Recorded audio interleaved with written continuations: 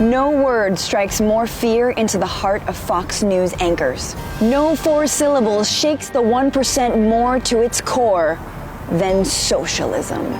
The problem with socialism is, why would President Obama want America to be more socialist than capitalist? 43% of 18 to 29-year-olds think socialism is okay. Socialism is a dirty word in American politics. It's lobbed at presidents to try and tear them down and used by outsiders to set them apart. But what is it? Socialism is a political and economic theory of social organization that advocates the means of production, distribution, and exchange should be owned or regulated by the community as a whole. There are many different types of socialists, but the main idea is that the rich and the powerful don't get to call all the shots when it comes to the economy. But here's the thing that no one will tell you. America is already socialist. Here's why. Americans work like socialists. You know those 2 days a week where your boss can't berate you? What are they called? The weekend. The weekend was never part of big business's plan. It was fought for and won by the labor movement of the late 19th and early 20th centuries, a labor movement that was full of socialists. In 1938, Congress passed the Fair Labor Standards Act. It established a 40-hour work week, minimum wage, and eliminated child labor, which is a good thing, unless you run a sweatshop. Some of the most remarkable Americans, maybe even some of your heroes, were socialists. Mark Twain, Ernest Hemingway, Jack London, Cesar Chavez, Helen Keller, even Harry Houdini was a socialist. Now America has Bernie Sanders, who calls himself a democratic socialist, and Danny Glover, who's so down. But I'm still waiting on Lethal Weapon 5, the picket line. Whenever you get on a highway, drive over a bridge, use electricity from a dam, or go to a school or hospital, you're probably partaking in American socialism.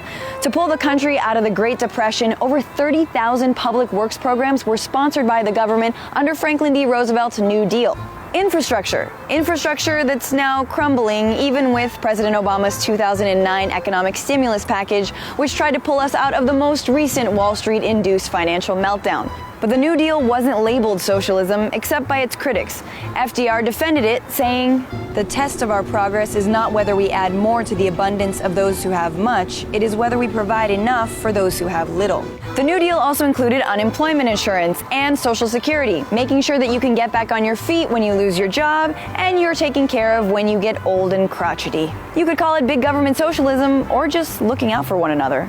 The military, the one area of spending no one would dare call socialist, and yet it's largely funded by you, the taxpayer. Strange for all the wars the U.S. has fought trying to stop the spread of socialist ideas, you'd think that war was a capitalist venture. Around 27% of your tax dollar goes to fund the biggest and most expensive military in the world, with a budget of $598.5 billion. Compare that to spending on unemployment, Social Security, education, science, and infrastructure, and it looks like the military is red all over. Good God, y'all. Welfare is also one of those things that's bad-mouthed for being socialist, because why take care of the needy? But what about corporate welfare? Since 2000, Uncle Sam has given $68 billion in business grants and tax credits, 2/3 of which has gone to large corporations. Transportation and energy are the biggest beneficiaries. Even some of the biggest corporations like Walmart encourage their employees to use food stamps and other government services because apparently the most profitable corporation in the world can't pay a livable wage. It's almost like socialism is fine if it helps the rich, but terrible if it helps everyone else. In the end of the day, socialism is as American as apple pie, bought at a Walmart with food stamps.